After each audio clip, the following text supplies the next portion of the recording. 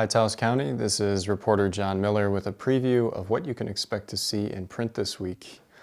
In town news, friends of Kit Carson Park have raised concerns about the park hosting massive concerts in the middle of town, despite their claims the town is bringing in more tourism dollars and hoping to increase their GRTs by bringing in bigger and bigger acts every year.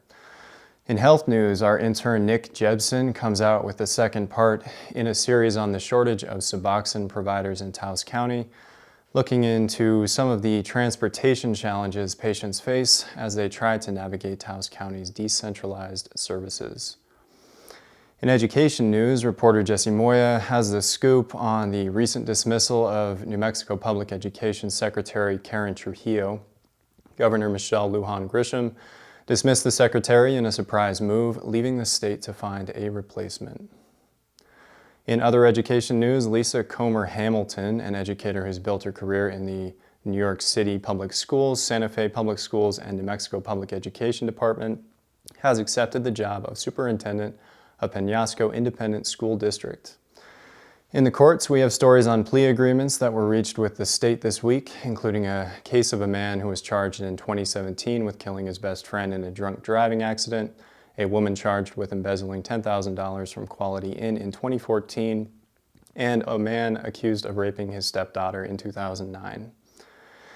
And this week's Tempo looks at the second annual R.C. Gorman Days event in Taos, an event that includes art exhibits, tours, talks, and more. But we're also looking at how Gorman was both a famous yet deeply flawed art figure according to his accusers.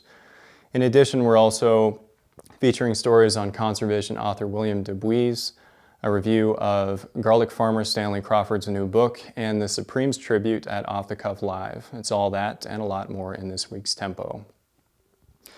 In business news, DeVargas Funeral held a grand opening at its Taos facility, the first one besides Rivera Funeral Home in the region for several years. In sports, we have a story about pro football player George Teague and his efforts to help the Tiger football team return to the state championships this year.